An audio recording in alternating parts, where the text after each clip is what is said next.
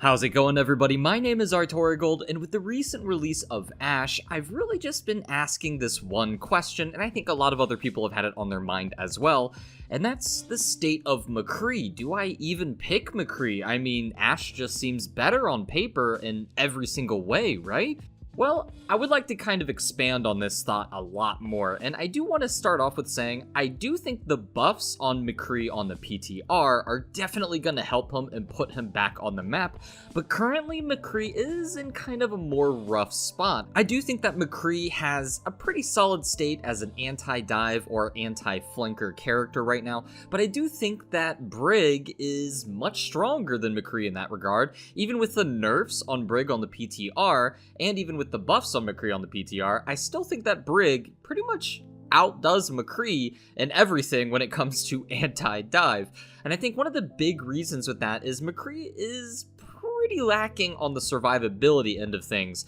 I mean, he's always been kind of a close-range powerhouse who has some medium to long-range capabilities, but he definitely excels at the close range because he has that flashbang and his right-click, and he's really able to just, take out one person. As long as it's not a tank, he can just take them out pretty easily. But the problem is, unlike Brig, he doesn't have that 50 armor, he doesn't have a way to heal himself, and I don't know, his damage output is a little bit higher than Brig, especially the burst damage, but I mean, he just dies so much easier that I feel like he's just in this weird spot right now. So of course this is different. If we look at Overwatch as a game, I would kind of split it up into two. There's the solo queue ranked experience, the ladder, right? And then there's going to be the 6v6, I'm on a team, I'm on contenders and Overwatch League pro scene, right? There's two different areas of the game, and I do think that heroes and how they're played are completely different on those two ends of the spectrum, right? So on the solo queue ladder, I think McCree is just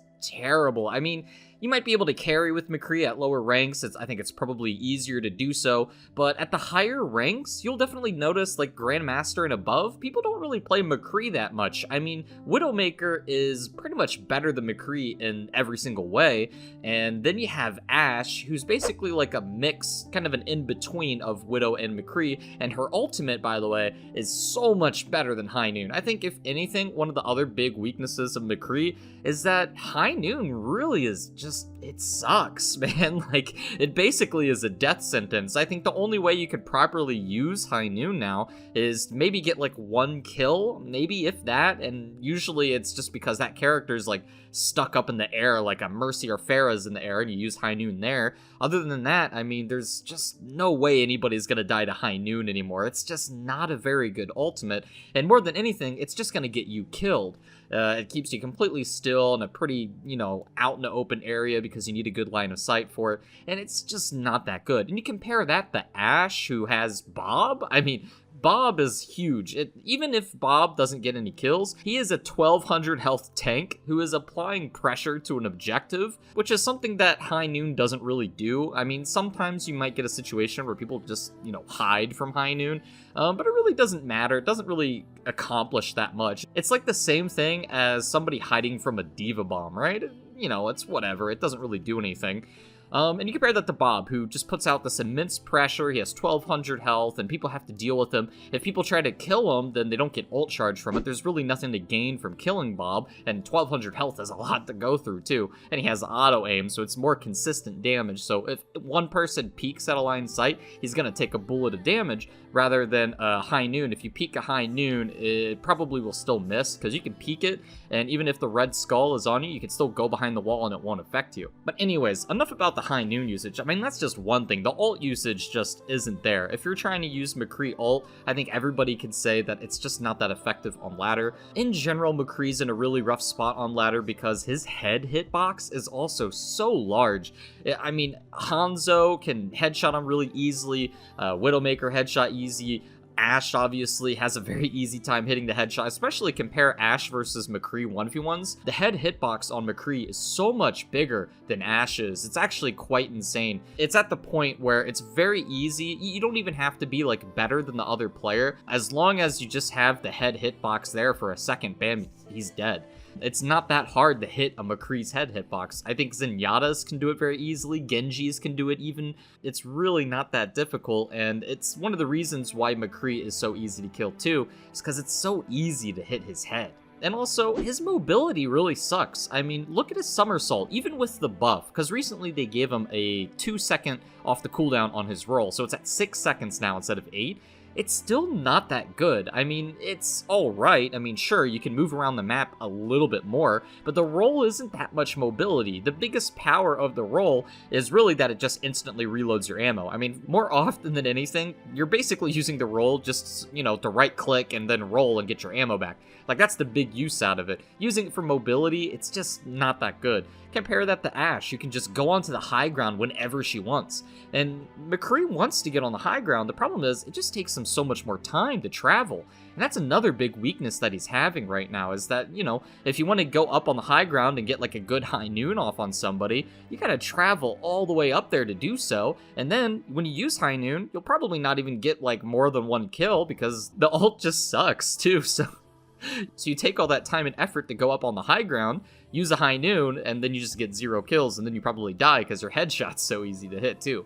So yeah, I don't know. McCree on solo queue ladder is very weak. I mean, he's kind of one of those characters you would pick if maybe a really good flanker or diver was giving your team a lot of issue.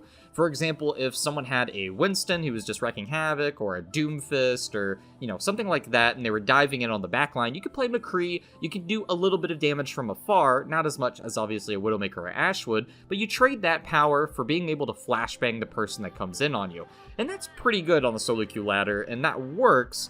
But I do think that maybe having a Widowmaker and just doing so much more damage from range before the divers come in would probably have a lot more value than just looking to use a, you know, flashbang fan the hammer on someone who dives in.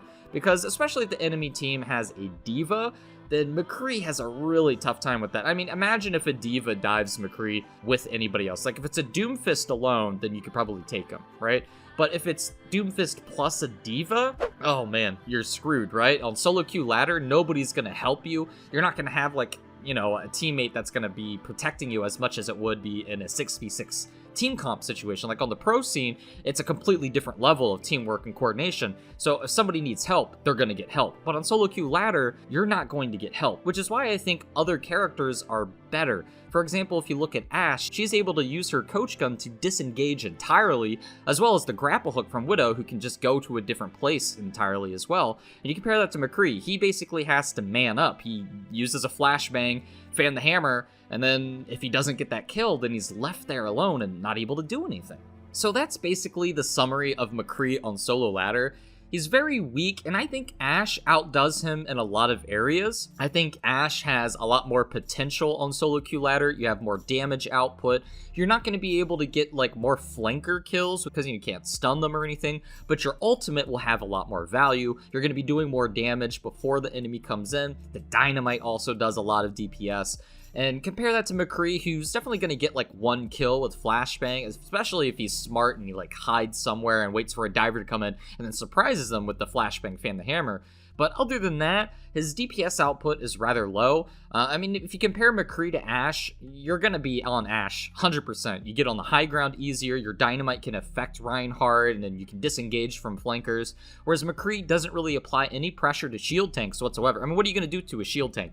Sit there and left click and right click it, maybe flashbang above the Reinhardt's head. But I mean, even if you try to go for a flashbang over Reinhardt's head, more often than not, if the enemy team knows what they're doing, they could bubble it and then they just punish you with the hammer and move forward, right? Because you're not able to get away, all you have is your roll, so you're kind of screwed if that happens. But let's go ahead and switch gears a little bit and talk about the state of McCree on the 6v6 level, which is a completely different beast. So, you know, the Overwatch League isn't going on right now, but we do have things like contenders and, you know, some professional or more like tier 2 teams that are playing and they do a lot of crazy things.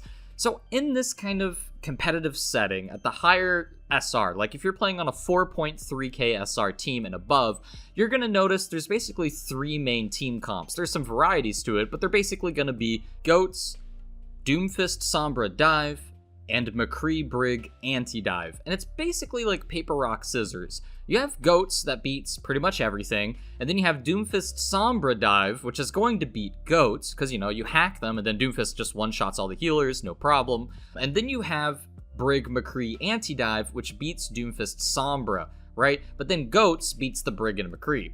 So the Brig McCree team comp is pretty powerful, but it's also very map dependent. It works best on close range maps where McCree can really kind of shine, and it also works really well on maps where people want to dive on. For example, maybe like First Point Route 66, everybody wants to dive on top of the gas station, but it's pretty easy for a Brig McCree comp to just stand on that gas station, and then you have that double stun duo power, right? That's the power of the team comp. You basically have Brig go in and stun and melee, and then you have McCree who's able to flashbang right-click them all, and basically kill whoever dives immediately. And because that team comp has a lot of support to it, and you have teamwork, and you have coordination, just something you don't see at the solo queue ladder experience, it makes McCree a lot more powerful. Now, there is a concept people always like to talk about, the trickle-down effect, where you basically balance the game at the top level. And because of whatever's happening at the top level, you'll notice that whatever's happening there, whatever the meta is, it'll trickle down to the lower SR, and it'll trickle down to the point where even the lower SR people are going to play what the meta is at the top level. Now, there's a lot of debate into the trickle-down effect. I'm not really going to get into that. If I think it's good or not, maybe I could leave that for another time. But what's going to happen once these buffs and nerfs hit live? There's going to be a lot of things that are going to affect the 6v6 team comp, especially because Doomfist is getting a lot of nerfs, Brig is getting nerf buffed, so there's a lot of changes there, and then we're also going to see the release of Ashe, as well as buffs to McCree's Fan of the Hammer. And a lot of these things are going to affect the game. Is Doomfist Sombra even going to be a thing at the top level? With these nerfs to Doomfist, maybe there's just going to be this completely different type of team comp that is going to just completely destroy Goats, because Doomfist Sombra, although it's good against Goats, it's not going to be completely meta now that Doomfist is a lot harder to play. Or maybe because the top teams are able to play Doomfist so well that it won't even affect them, like, one bit. It's hard to say if that's going to be very good. But what I do know is that the buffs to McCree's Fan the Hammer is definitely going to bring the kill potential up. However, the nerfs to Brig's Shield Bash, her damage output, is probably not going to outweigh the capabilities of McCree on the competitive level.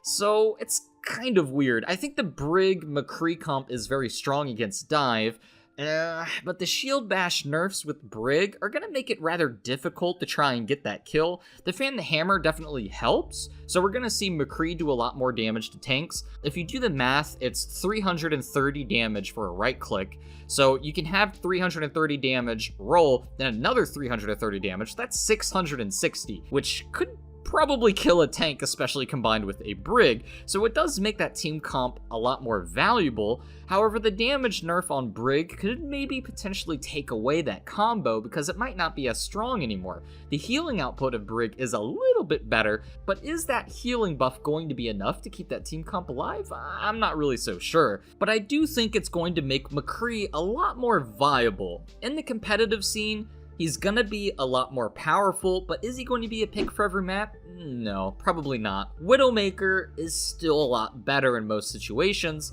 and now that Doomfist is gonna get these heavy nerfs, I don't know. Even though the counter to Doomfist is getting buffed, I think the nerfs to Doomfist are basically just gonna make McCree almost like, what's the point, right? I mean, sure, you could counter the Doomfist, but now with all these nerfs, I don't even think you need to deal with it. I don't think you need to hard counter a Doomfist in order to deal with them.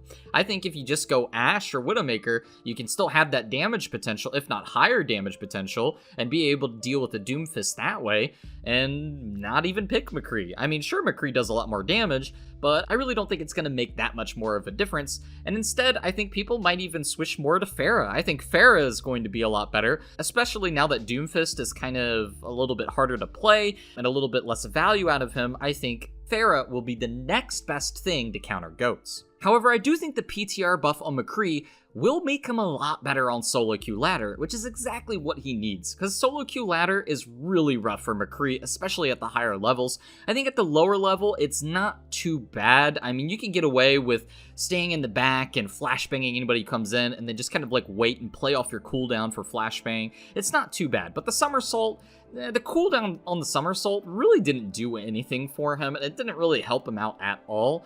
But I do think that McCree's Fan the Hammer buff will really help McCree in an area where he is lacking right now, which is dealing with high health targets. Like, he doesn't do a whole lot to tanks, and Goats is basically a team comp revolving around tanks that have 3 healers and never dies, right? So McCree has a really tough time against Goats, and this won't make McCree like the hero to pick in order to deal with Goats, right? That's not gonna happen.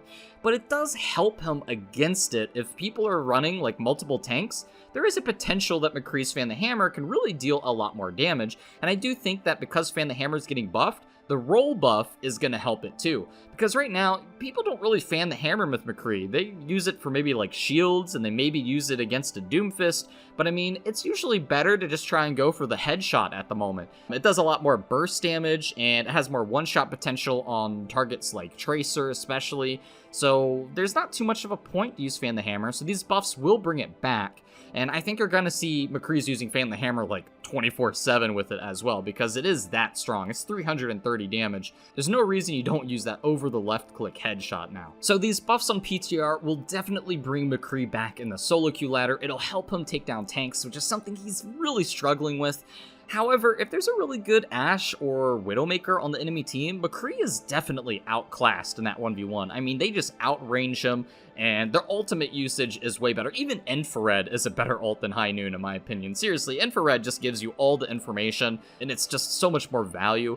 But at the current moment, I don't know, McCree's just in a really rough spot right now. Hopefully these PTR buffs are really going to make a big impact on him and bring him back onto the solo queue ladder, but I do think he's going to fall a little bit behind on the 6v6 pro scene. He might be used on some Brig McCree team comps on King of the Hill, where there's a really small map or something, but other than that, I don't think you're going to see that team comp too often.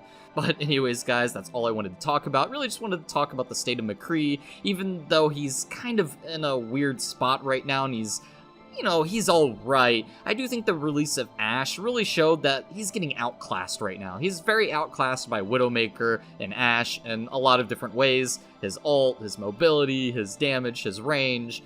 But, you know, hopefully this shines some light on it, and I think opening a discussion about it can really help open some new possibilities for McCree. Maybe people had some ideas. I know I heard this really cool idea where maybe you can even give every time you headshot with McCree, it like takes a second off the roll, so you can basically headshot, roll more, and I don't know, maybe even do that with the flashbang. And there's some interesting ideas people had with improving McCree, and I do think McCree needs a little bit of help right now, because I think a lot of heroes just outclass him. This is a good start though, right? The Fan the Hammer buff is a good place to start, but I still think he might need a little bit more help. Either way, let me know what you guys think in the comments. I'm curious if you think McCree's in a good spot right now, if you agree or disagree. Anyways, guys, that's all I have for today. Thanks so much for watching, and I'll see you guys next time.